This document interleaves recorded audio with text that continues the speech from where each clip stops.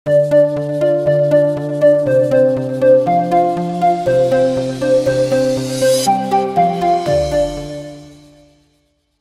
দর্শক, আসসালামু আলাইকুম রহমতুল্লাহি অবরাকাতু। এই মুহূর্তে যে যেখান থেকে দেখছেন এখন টিভি, স্বাগত জানাচ্ছি আপনাদের প্রত্যেককেই। আমি খালিদ সাইফুল্লাহ বকশী, আর শুরু করছি আপনাদের জন্য রমজানের বিশেষ আয়োজন ভাইয়া হোটেলস নিবেদিত সংযমের অর্থনীতি, পাওয়ার্ড বাই শাহজাদি 2-in-1 মেহেদি। এই আয়োজনের সহপৃষ্ঠপোষক মুনতাহা স্টিল। আজ আমরা কথা বলবো শিক্ষায় অর্থনীতি। কথা বলতে আমাদের স্টুডিওতে যোগ দিয়েছেন বিশিষ্ট আলেমের দ্বীন, ইসলামিক স্কলার এবং সমাজ সেবক জনাব ডক্টর মোহাম্মদ আব্দুল মান্নান, যিনি সহযোগী অধ্যাপক হিসেবে অধ্যাপনা করছেন বাংলাদেশ ইসলামী বিশ্ববিদ্যালয়ে। স্বাগত আপনাকে। আসসালামু আলাইকুম রহমতুল্লাহ। ওয়ালাইকুম আসসালাম রহমতুল্লাহি ওয়া বারাকাতুহু। সুদূর মদিনা থেকে আমাদের সাথে যুক্ত হয়েছেন মাওলানা ফজলে রাব্বি মাদানী, যিনি আকিদা ও দাওয়া বিভাগে কাজ করছেন মদিনা বিশ্ববিদ্যালয়ে। স্বাগত আপনাকে। আসসালামু আলাইকুম রহমতুল্লাহ।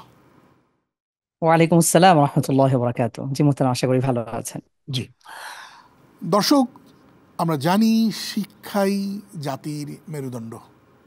আল্লাহ তাআলা কোরআন নাজিল করে প্রথমেই বলেছেন ইকরা, to learn, to read, to study. পড়ো, যত পড়ো তত বড়।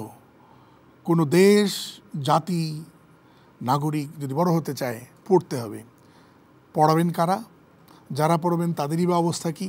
যারা পড়ছেন তাদের গোল কী? টোটাল শিক্ষা ব্যবস্থা কোন পথে যাচ্ছে? ইসলাম, কোরআন, সুন্নাহর দৃষ্টিভঙ্গিতে কোন পথে হাঁটা দরকার, কোন পথে যাওয়া দরকার, এই বিষয় নিয়েই আলোচনা করতে চাই। শেখ, আল্লাহ তাআলা যখন আদম আলাইহিস সালাতু ওয়াস সালামকে সৃষ্টি করেছিলেন, তখনই কিন্তু আদম আলাইহিস সালাতু ওয়াস সালামের শ্রেষ্ঠত্ব নিয়ে প্রশ্ন উঠেছিল। আল্লাহ তাআলা বলেছেন ওয়া আল্লামা আদামাল আসমা কুল্লাহা। আল্লাহ তাআলা আদম আলাইহিস সালামকে সব কিছু শিক্ষা দিয়েছিলেন। এই শিক্ষার মাধ্যম দিয়েই কিন্তু মানুষের শ্রেষ্ঠত্ব প্রতিষ্ঠিত হয়েছিল এবং ফেরেশতারা সবাই সিজদা দিয়েছিল, শয়তান ছাড়া। তাহলে এখান থেকে প্রমাণ হয় শিক্ষার মাধ্যম দিয়েই কিন্তু আল্লাহ তাআলা মানবতার শ্রেষ্ঠত্বকে প্রতিষ্ঠিত করেছেন। আর এই পৃথিবীতে যখন মানুষ আসছে, সেই আল্লাহ প্রদত্ত শিক্ষা ব্যবস্থার মাধ্যম দিয়েই সেই মানুষের শ্রেষ্ঠত্ব অক্ষুণ্ণ থাকবে কিয়ামত পর্যন্ত। শিক্ষার আপনি শুভ সূচনাই করেছেন। আপনি বলেছেন যে আমাদের নবী মুহাম্মদুর রাসূলুল্লাহ সাল্লাল্লাহু আলাইহি সাল্লামের উপরে প্রথম যে আয়াত নাজিল হলো, সূরা আলাকের প্রথম 5টি আয়াত, সেখানেই বলা হয়েছে ইকরা, পড়ো। আবার রাসূল করিম সাল্লাল্লাহু আলাইহি সাল্লাম ক্লিয়ারলি বলে দিলেন তলাবুল ইলমি ফারিদাতুন আলা কুল্লি মুসলিমিন ওয়াল মুসলিমা। প্রত্যেক মুসলমান, নর ও নারী, সবার জন্য এলেম অর্জন করা ফরজ। অর্থাৎ ইসলাম এমন একটা ধর্ম, এমন একটা জীবন ব্যবস্থা, যেই জীবন ব্যবস্থায় শিক্ষাকে ফরজ করে দেওয়া হয়েছে। সেই শিক্ষাটা কোন ধরনের শিক্ষা হতে পারে? সেই শিক্ষাটা সকল শ্রেণীর শিক্ষা। এখানে কোনো ইসলামিক অন ইসলামিকের কোনো স্তর নেই। এই জায়গাটাতেই আমরা একটু মদিনাতে যেতে চাই। ফজলে রাব্বি, আমাদের দেশে বহুমুখী শিক্ষা ব্যবস্থা, কওমি মাদ্রাসা শিক্ষা ব্যবস্থা, আলিয়া মাদ্রাসা শিক্ষা ব্যবস্থা, সাধারণ শিক্ষা ব্যবস্থা, ইংলিশ মিডিয়াম শিক্ষা ব্যবস্থা, ইংলিশ ভার্সন শিক্ষা ব্যবস্থা, এছাড়াও বিভিন্ন মিশনারি অর্গানাইজেশন আছে, তাদের শিক্ষা ব্যবস্থা, এরপরে জিইডি, আমেরিকা কেন্দ্রিক কিছু শিক্ষা ব্যবস্থা, বহুমুখী শিক্ষা ব্যবস্থা। সকল শিক্ষাতেই তো বহুমুখী শিক্ষা আছে। ইসলাম কি শুধুমাত্র কোরআন আর হাদিসকে পড়াকেই শিক্ষা বলে, নাকি সব ধরনের জ্ঞানকেই শিক্ষা বলে? কিভাবে এটাকে বিন্যাস করে বা মর্যাদা দেয়? খুব চমৎকার একটি বিষয় অবতারণা করেছেন। আসলে আমরা যদি দেখি, আমরা ইসলামের যে দিক নির্দেশনা, আমাদের মোহতারাম গেস্ট খুব চমৎকার একটি হাদিস উল্লেখ করেছেন, এবং ইসলামের যে প্রথম ওয়াহি ছিল, রাসূলুল্লাহ সাল্লাল্লাহু আলাইহি ওয়াসাল্লাম হেরা গুহায় ছিলেন, এমন সময় জিবরিল আলাইহিস সালাতু ওয়াসসালাম এসে যে প্রথম বার্তা দিলেন, ইকরা বিসমি রাব্বিকাল্লাযী খলাক। আমি মাঝে মাঝে বলি যে আমাদের দ্বীন ইসলামের শ্রেষ্ঠত্ব বোঝার জন্য আমরা যদি জাস্ট এই আয়াতে ফোকাস করি, এই প্রথম ওয়াহি, প্রথম যে বার্তা, প্রথম নির্দেশ, সেখানে আল্লাহ সুবহানাহু ওয়া তাআলা প্রথম নির্দেশই প্রদান করছেন, তুমি পড়ো সেই মহান রবের নামে যিনি সৃষ্টি করেছেন। তাহলে আমাদেরকে জ্ঞান অর্জন করতে হবে, আমাদেরকে ইলম অর্জন করতে হবে, আমাদেরকে দুনিয়া এবং আখিরাতের বাস্তবতা উপলব্ধি করতে হবে, কিন্তু সেটা অবশ্যই আমাদেরকে স্রষ্টার যে প্রদত্ত বিধান রয়েছে সেটার আলোকে। এরপরে দুনিয়ার জীবনে আমি জ্ঞান বিজ্ঞান বা আমি শ্রেষ্ঠত্ব অর্জন করব, এটা তখন ভ্যালু অ্যাড করবে। কিন্তু যদি আমাদের এই শিক্ষার মধ্যে রবের পরিচয় না থাকে, আমাদের যদি দ্বীনের পরিচয় না থাকে, আমরা কিভাবে লাইফ লিড করব পুরো আমাদের যে দুনিয়ার জীবন, পার্থিব জীবন, তাহলে এখানে অনেক রকম ভয়াবহতা রয়েছে। আপনি জানেন একটা বই রয়েছে ন্যাশনাল জিওগ্রাফি থেকে প্রকাশিত, 1001 ইনভেনশনস ফর মুসলিম হেরিটেজ, একটা বই, এবং এটি বাংলায় অনুবাদ হয়েছে। এখানে দেখানো হয়েছে মুসলিম বিজ্ঞানী, আমাদের যে গৌরবোজ্জ্বল অতীত ছিল, সেখানে প্রায় 1001 জন মুসলিম আবিষ্কার আর যারা আবিষ্কারক ছিলেন তাদের লিস্ট প্রদান করা হয়েছে। আজকের আধুনিক বিশ্বের দিকে যদি আমরা তাকাই, আধুনিক ইউরোপ আমেরিকা সবকিছুর ভিত্তি যদি আমরা লক্ষ্য করি, এটি ছিল মুসলিমদের শিক্ষা ব্যবস্থার উপর দাঁড়িয়েই তারা মূলত এই আজকের আধুনিক সভ্যতায় দাঁড়িয়ে আছে। সুতরাং অবশ্যই আমরা ইসলামের দিক নির্দেশনার দিকে তাকালে আমরা লক্ষ্য করি জ্ঞানার্জন করতে হবে দ্বীনি জ্ঞান প্লাস দুনিয়া। এখানে কোনো জি, রকম অসংখ্য ধন্যবাদ ডিভাইডেশন আপনাকে। করা। একটা প্রশ্ন রেখে বিরতিতে যাব। জি। সেটি হলো, যারা শিক্ষা দেবেন তাদেরকে শান্তিতে থাকতে হবে, প্রশান্তিতে থাকতে হবে। অর্থনৈতিক দুশ্চিন্তা, দারিদ্রতা, বেকারত্ব, হতাশা যদি তাদের ভিতরেই কাজ করে, তাহলে তিনি শিক্ষা দিতে গিয়ে খুব টেনশন পেরেশানিতে থাকবেন। বাংলাদেশে শিক্ষকদের যে পরিমাণ স্যালারি দেওয়া হয় বা তাদেরকে যে যতটুকু মর্যাদা দেওয়া হয় এবং তাদের ডেজিগনেশনের ক্ষেত্রে তারা কি খুব সম্মানের সাথে আছে কিনা, এবং সেই সাথে মোটামুটি সলভেন্ট রাখার জন্য তাদের সম্মানই বা স্যালারিও যথেষ্ট কিনা, এই বিষয়ে প্রশ্ন থাকলে একটা বিরতি নিয়ে আসতে চাই। দর্শক, আশা করছি আমাদের সাথেই থাকবেন।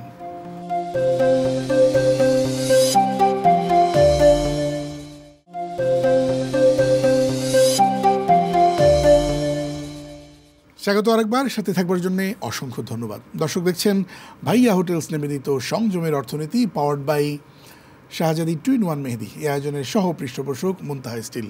আজ আমরা কথা বলছি শিক্ষায় অর্থনীতি এই বিষয় নিয়ে। যে একটা প্রশ্ন রেখেছিলাম যে শিক্ষকরা কেমন আছেন? আসলে বাংলাদেশের শিক্ষকরা ভালো নেই। পৃথিবীর বহু দেশের শিক্ষকদের মর্যাদা অনেক বেশি এবং তাদের অর্থনৈতিক অবস্থা অনেক ভালো। কারণ শিক্ষা ব্যবস্থা, যারা মানুষকে শিক্ষা দিবেন তাকে একজন ছাত্রের চেয়ে বেশি অধ্যয়ন করতে হয়। এখন যদি তিনি যে বেতন পান, সেই বেতন দিয়ে তার বাড়ি ভাড়া, তার খাওয়া দাওয়া, তার ছেলেমেয়ের লেখাপড়া, এই জায়গা থেকে আমাদেরকে রিভিউ করা অনেক প্রয়োজন। কারণ শিক্ষকরা মানবতার জীবনযাপন করেন এবং আমাদের দেশে শুধু শিক্ষা প্রতিষ্ঠান কেন্দ্রিক শিক্ষক নয়, আমাদের দেশে যারা মসজিদ এবং মাদ্রাসার খতিব এবং ইমাম, তারাও কিন্তু একজন বড় শিক্ষক। তারা প্রতিদিন মানুষকে শিক্ষা দিচ্ছেন, তাদেরও বেতন কাঠামো নাই এবং অনেক ক্ষেত্রে বেতনই নাই, আর যা দেওয়া হয় সেটা একবারেই ন্যূনতম। বাংলাদেশের 3 লাখ ইমামের, খতিবের 3 লাখ প্লাস মসজিদ আছে, তাদের কোনো স্যালারি নাই। অথচ সমাজ সংস্কার এবং শিক্ষা দীক্ষায় তাদের ভূমিকা অপরিহার্য। কারণ আপনি যারা স্কুলে যায়, একটা সার্টেন এজের লোকদেরকে শিক্ষা দিচ্ছেন শিক্ষা প্রতিষ্ঠানে, কিন্তু বাকি মানুষকে শিক্ষা দিচ্ছে কে? ইমাম এবং খতিব। তাহলে এই দুই শ্রেণীর শিক্ষককে কিন্তু আমরা অবহেলার চোখে দেখছি এবং তাদের ন্যূনতম সুযোগ সুবিধা আমরা ইনশিওর করছি না। আপনি যদি আমাদের প্রতিবেশী দেশ ভারত, তারপরে যে দেশের শিক্ষা ব্যবস্থাকে এখন আমরা বাংলাদেশে বেশি বেশি চর্চা করছি, ফিনল্যান্ড, সে সমস্ত জায়গায় একজন প্রাইমারি শিক্ষকের বেতন কিন্তু অনেক অনেক বেশি একজন সাধারণ চাকরিজীবীর, এবং ফলে তাদের লাইফস্টাইলের কারণে সামাজিক মর্যাদাও তারা পাচ্ছে। তারা সামাজিক মর্যাদা পাচ্ছে। আরেকটা বড় কথা হচ্ছে যে শিক্ষক কে হবেন?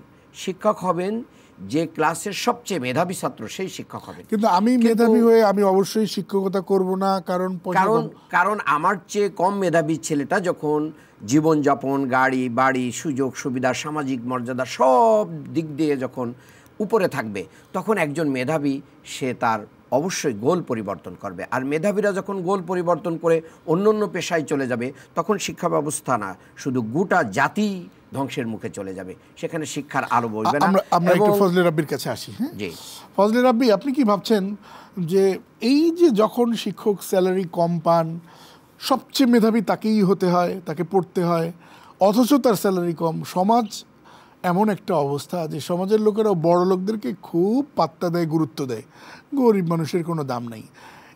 এই এমনই যখন অবস্থা, তখন শিক্ষকদের কি উপদেশ দিবেন, যে তাদের মাইন্ডসেট দিবেন, কি বলে দিবেন, কি সান্ত্বনা দেবেন? জি, অনেক শুক্রিয়া। আমাদের শ্রদ্ধেয় স্যার ডক্টর আব্দুল মান্নান সাহেব খুব চমৎকার বলছিলেন। আসলে দেখুন, শিক্ষা জাতির মেরুদণ্ড, আমরা বহুল প্রচলিত কথাটি জানি, এবং শিক্ষার মাধ্যমে একটা জাতি উন্নতি সাধন করতে পারে। কিন্তু দুঃখজনক বাস্তবতা হলো বাংলাদেশের শিক্ষার হার আসলেই কম। রিসেন্টলি 2024 সালেও যে খাত ঘোষণা করা হয়েছে, সেখানে আমরা লক্ষ্য করছি যে প্রায় 20% ঘোষণার কথা থাকলেও অনেক কম, এটা সম্ভবত 12%।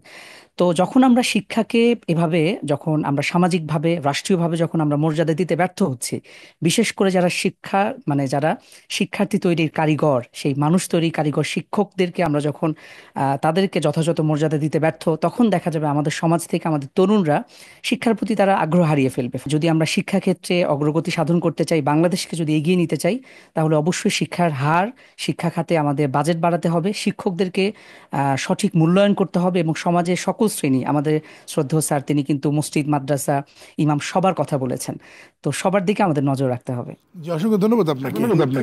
ছোট্ট একটি ইনফরমেশন দিতে চাই। বাংলাদেশে আপনি দেখেন, যেখানে অর্থনীতিতে সমৃদ্ধ বাট শিক্ষায় পিছিয়ে, এটার কারণ কি? তার কারণ হচ্ছে একটা শিক্ষা লাভের মাধ্যম দিয়ে মানুষ যদি সামাজিকভাবে মর্যাদাবান না হতে পারে, সামাজিক ন্যূনতম মর্যাদা লাভ করতে না পারে, অর্থনীতিটাও যদি তার মজবুত না হয়, তাহলে সে কেন চলে যাবে? সে তো এসএসসি পাশ করার আগেই বিদেশে চলে যাচ্ছে, উপার্জনে চলে যাচ্ছে, ব্যবসায় চলে যাচ্ছে, অন্য কর্মমুখী জায়গায় চলে যাচ্ছে। এই জন্য আমাদের শিক্ষা নীতির ভিতরে এই পরিবর্তনটা আনতে হবে। শিক্ষকদেরকে পরিপূর্ণভাবে কি দিতে হবে? তাদের যাজা দিতে হবে, তাদের বেতন দিতে হবে, তাদের সুযোগ সুবিধা দিতে হবে, এবং অন্য অন্য আমরা তো টেনশন থেকে মুক্ত উল্টো রাখতে চিত্র হবে। দেখি, শিক্ষকরা একটু দাবি দাবার নিয়ে আসলে সেখানে গরম পানি দেওয়া হচ্ছে। এটা দুর্ভাগ্যজনক। একটা জাতির কারিগর যারা মানুষ তৈরি করেন, যারা মানুষ গড়ার কারিগর, তাদের দাবি তুলতে হবে কেন? এটাই প্রশ্ন। তুলতেই দিতে হবে কেন? আর তারা নামলে তাদেরকে গরম পানি দিতে হবে। দর্শক, এই প্রশ্নের উত্তর খুঁজবো একটা বিরতির পর।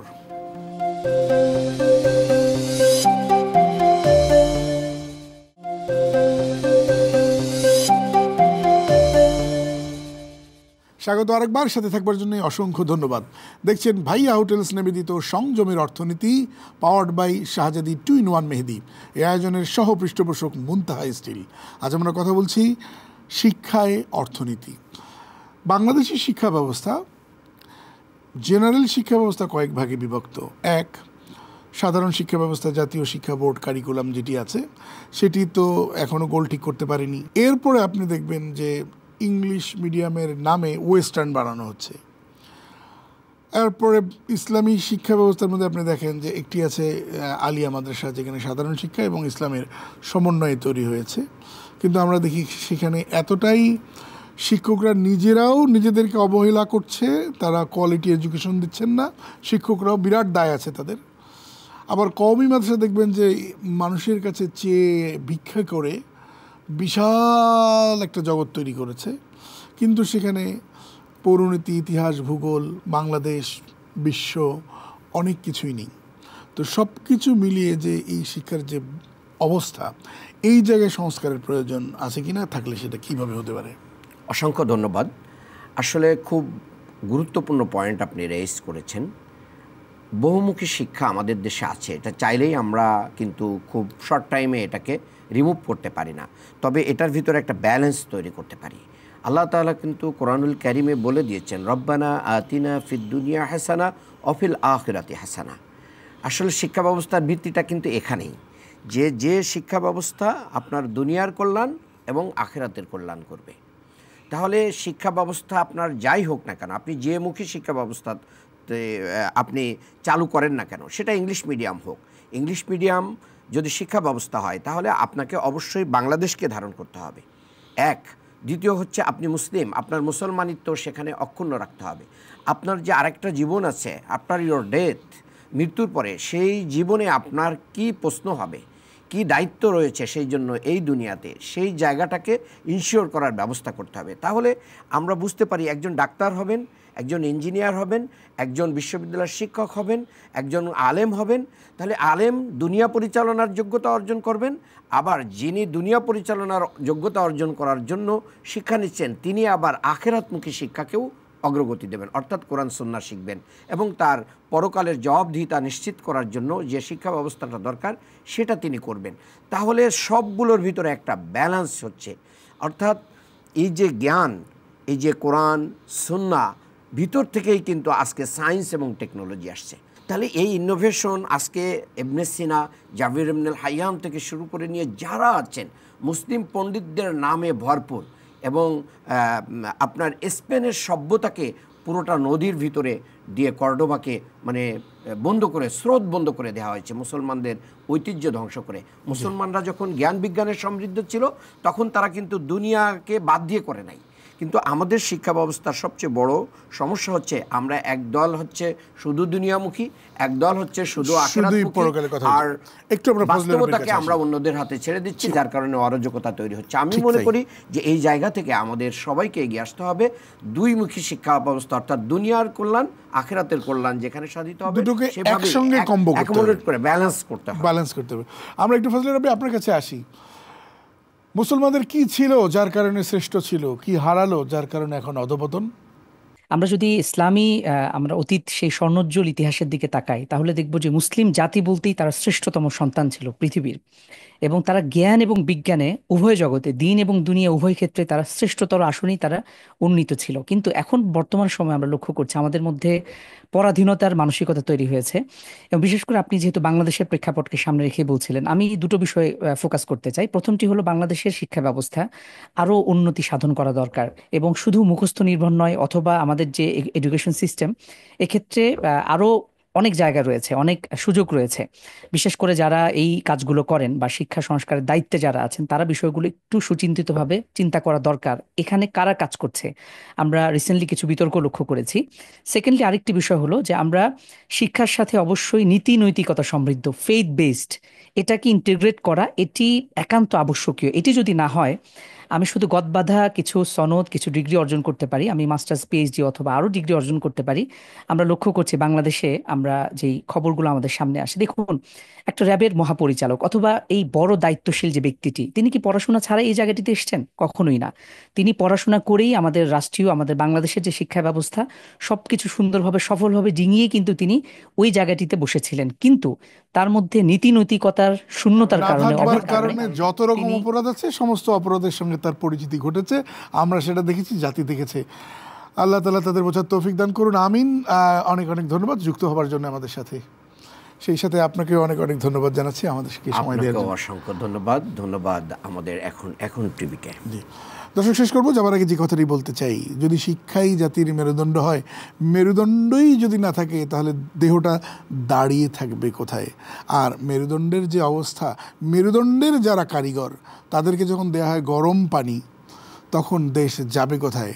বুঝতেই হবে যদি এই জায়গাটাতে আমরা ফোকাস করতে না পারি, তাহলে ষড়যন্ত্র বাস্তবায়ন হবে স্বার্থান্বেষী মহল যারা এই দেশটার অমঙ্গল চায়। বোঝার তৌফিক দান করুন, আমি দেখছিলেন ভাইয়া হোটেলস নিবেদিত সংযমের অর্থনীতি। এই আয়োজনটির পাওয়ার বাই স্পন্সর শাহজাদি টুইন-1 মেহেদি এবং এর সহ পৃষ্ঠপোষক মুনতাহা স্টিল। আজ এ পর্যন্তই। আসসালামু আলাইকুম রহমতুল্লাহি ওয়া বারাকাতুহু।